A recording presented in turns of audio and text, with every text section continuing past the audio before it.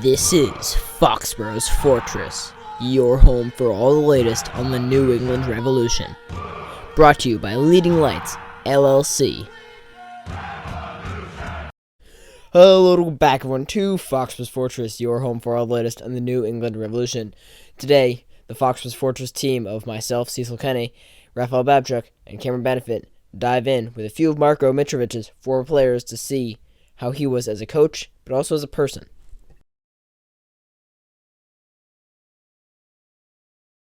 Did you and the team generally like playing for Marko? Like, did you enjoy playing for him when you were on the same team as him? Like, did you enjoy that?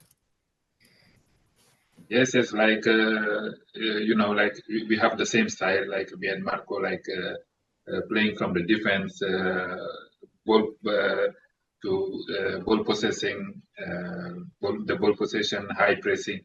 He every time like the the to play the game from behind, and I was loving because he was making most of the trainings. He was the one who was making it, you know and we were every time enjoying the trainings. It was all about competing and enjoying the game. I'll start out with one of my biggest questions. Alex, you had already kind of touched on this, but did you and the team genuinely like playing for Marko? I know he's the assistant coach, but We absolutely did. So that year, if we just talk about that year for a minute, it was a bad year. It was a disaster year, like you just kind of talked about. But the whole time, we still had a lot of belief in the coaching staff. There wasn't a lot of guys like in locker rooms. You'll get a lot of guys chirping like, "Oh, we need a new head coach. We need to switch this. We need to." We stuck behind them, and it's because of who they are. It's because Marko would be on the field next to you all the time, and then right when you got off the field, he'd be wondering, how your family is, and this and that. He's like I said, he's a player coach, so that held us together. So you're getting a good guy, and there's a reason why he had all these great assistant coaching jobs and the careers that he has already had. Right, so you're in good hands, and he's going to reunite with some players that he's had in the past. Matt Polster, I know he'll like him there. So yeah, like I said, you're in good hands. Right, like he's the kind of guy that as a player you want to run through a wall for. Right, like if you've got a little injury, like you want to play through it because that guy asked you to. Right, so he was really instrumental in making me feel comfortable. One with the system. We did a lot of work after trainings and stuff together. He's just a special person outside of being a coach. So he played a big role in my time in Chicago. that's honestly incredible to hear. Marko, we've heard it a million times. He seems like an incredible guy. He had his introductory press conference today for your New England Revolution, and it just sounded like people liked him. And just in general, from everything we've heard, he's a guy that you'll fight for. And as a head coach, that is something you want your guys to feel about you.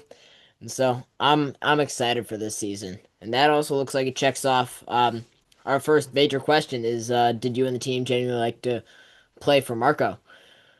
Yeah, 100%. Right.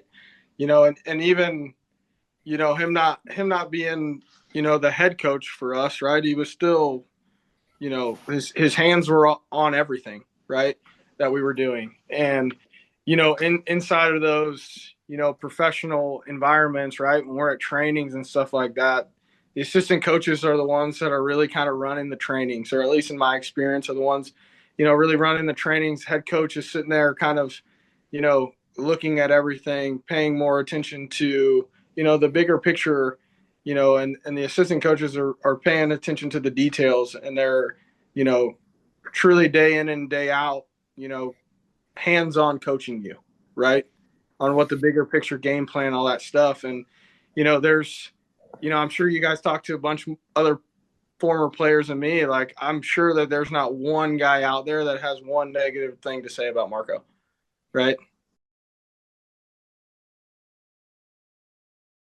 I was thinking this. So I know he was an assistant coach in Chicago as your assistant, but does he have a specific style that he likes to play? Is it like a build up? Does he counterattack quickly? Does he like to play out of the back? Is there a specific way he likes to play? Because under Caleb Porter, we didn't really see that. It was kind of very scattered, and there really wasn't a set game plan. So I want to know if I know he's an assistant, but did he have like a set play that he liked to play, whether it was training or even in game? Yeah, like I said in Chicago, Pauno was the head coach, but Marco was the one who was making almost the whole trainings. And like I said just now, is the philosophy of his game is to build up from behind. Every time build up from behind, to play with patience and to control the game. This is his style. And then he has his philosophy also is attacking game. Like I would say that him and Pauno are almost the same style, but I think he like more to control the game. He like more to build up from behind, controlling the game. This is, I think, his first priority. Speaking of philosophy, I know he was the assistant coach. I'll say that a ton of times in this podcast. But is there like, did Marco have himself like a coaching style or a coaching philosophy, whether like it's in training or like while you're like at the game, even though he's the assistant coach? Marco's philosophy in that aspect, I think, just kind of echoed what Pano was trying to do with the team, and that was create a very hardworking and training team, like atmosphere and team. And what I can remember like as clear as day. It's just like we talked about being basically a huge rondo, like on the field when you're playing. Like if you can have everyone somewhat like in a circle with triangles in the middle, obviously, and this is just kind of being basic about it, then you're probably going to have success. Like if you just surround yourself with your teammates and have triangles in the middle and connect. So Marco would just reiterate that over and over again, plus the hard work aspect and work ethic. So he'd be pushing you every day to understand that stuff. So and implement that. Yeah. So yeah, I got, as you said, like he was, mostly running the training sessions. Do you think he emphasized fitness strategy or fundamentals the most? Which one of those do you think he really emphasized the most during those training sessions or just the whole time? I think it's a combination between the strategy, right, the tactical side of the game, but also when you talk about fundamentals, the technical side of the game. I think that's something that he excels in, right? And I remember him telling me like our entire coaching staff was, Serbian group, right? Very, we were, kind of a hard nosed team, right? Like we didn't mind, working a little bit harder. But I also remember, one of my first days here when I played in Kansas City, we were all about fitness, right? Like we wanted to be fitter than everybody else. And by the time it got to the 60th minute and the other team was dying, we were just hitting our peak, right? And we had a lot of success doing that. So I remember like one of my first days, it might have been my second day with the club after training.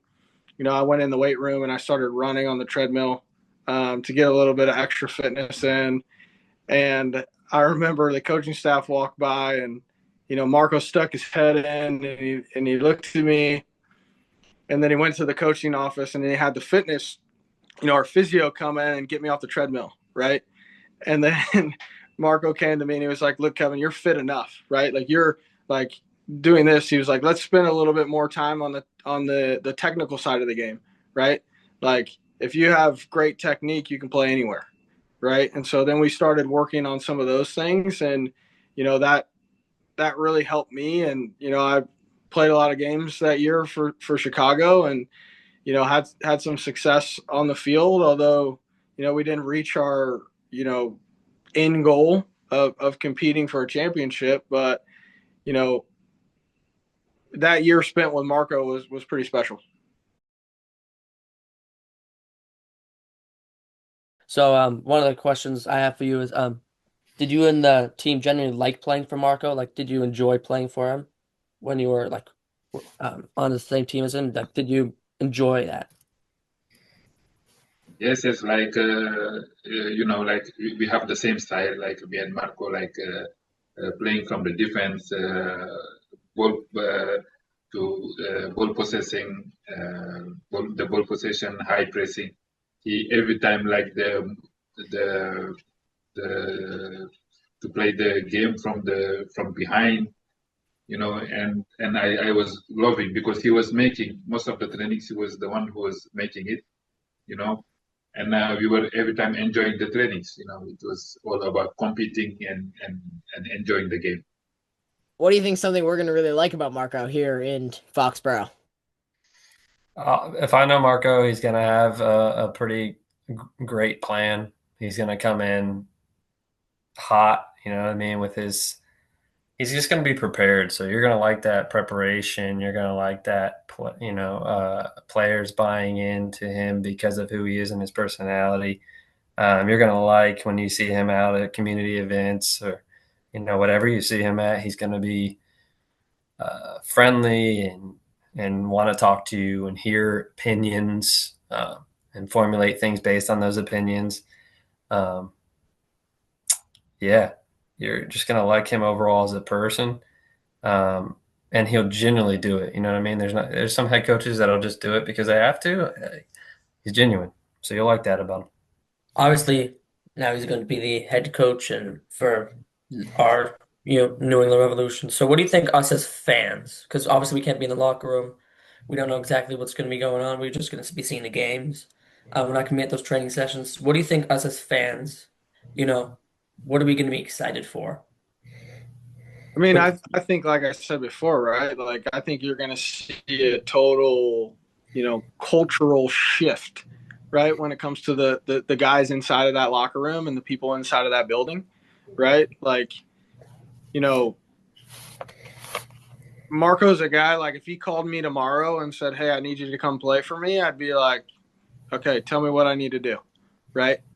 Like, I would do that for sure because you're going to see, and not to take anything away from any previous manager, but I think you guys as fans are going to see, he's going to inspire players, right? So you're going to see passion, right? You're going to see guys that want to win, but you're also going to see, you're not going to see a team of individuals, right? You're going to see a unit, like, because I think that's what Marco does really, really well. Is he brings guys together, and that's how you win games in this league, is being together. There's not, outside of Messi, of course. There's, he can win a game on his own, but you need the entire team, right? That's the guy who's first on the list all the way to the guy who's 30th on the roster. And I think he does a good job of making every single guy that's a part of that group inside the locker room, feel like their contributions, whether it's just in training or on the field on, Wednesday, Saturday, Sundays, like that every guy matters. And they can, and that I think will show like on the pitch every time those guys go out there, is that there's some passion, right? There's a purpose behind what they're doing. Yes, yes, he's a great. When I was in Chicago, he was the assistant coach, and I always tell to him that I was telling myself like this, he gonna be a great coach, and then after I see that he got the USMNT, the under 23, the under 19. Also, he knows very good the championship, the players, the mentality. So I think he gonna fit very well in the New England Revolution. I think together they're gonna make great things for sure. Yeah. So when you're I know we were talking about a bunch of positives, and that's great, but I like asking this question because playing the devil's advocate here. If you were Yeah. to say something, obviously he was the assistant, and we said that a bunch of times, but if there was something either missing in the way he was coaching or something maybe you would have rather liked, anything you'd want to say, or Yeah, you know what? Yeah.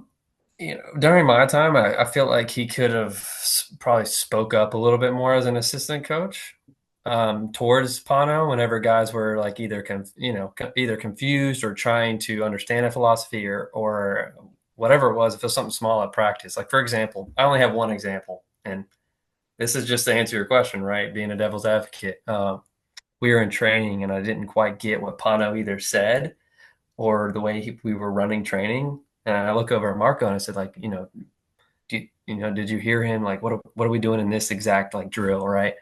And he told me something different, and I bought into it because I trusted him, right? Because you're gonna trust him, and I trusted him after that too. It was just a mistake. Then I made the mistake and it was something different that Pano didn't want, right? And I got absolutely reamed, right? And I'm a rookie, so I just got reamed by Pano in the middle, like in front of everybody. Emotions were high. Um, and after that, I'm not sure if he actually even spoke up to Pano or not. I can't like recall. But I guess for my instance, my personal kind of story, you know, I wish he would have spoke up a little bit more and said, hey, that was my bad. Or Alex didn't quite understand and I told him this or something like that. You know what I mean? Yeah, that's yeah, yeah. definitely rough. Yeah. As a player, I obviously have played town soccer, and am now a podcaster. But we've all had those moments. It happens. Um, I'm sure yours was much more intense than Alex, but still, I got a question that I've been asking, not necessarily because I want to like hear the I want to hear the answer, but not necessarily like playing the devil's advocate here. If coming into New England, is there anything we should know going in that isn't all positive? I don't know. I mean, I think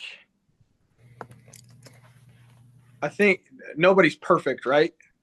And so there are probably some things in there that, and before I say this, right, I know for a fact, right, like from Marco being an assistant coach to then joining the national team and being the head coach of a youth national team, right, like he's got more experience in this now than he did when he was an assistant coach, right? And I think that it would be unfair to him to say, oh, there were some bad things or whatever in Chicago because, you know, that wasn't his team, right? So to say something like that, I mean, from my personal relationship with Marco and seeing everything there's, like I said, there's not a bad thing I can say about him, right? Other than, as an assistant coach, he probably had to bite his tongue a little bit on things that he wanted to see happen or changes he probably wanted to make. And now that he has the authority to do those things, I'm excited to see what he does with it. that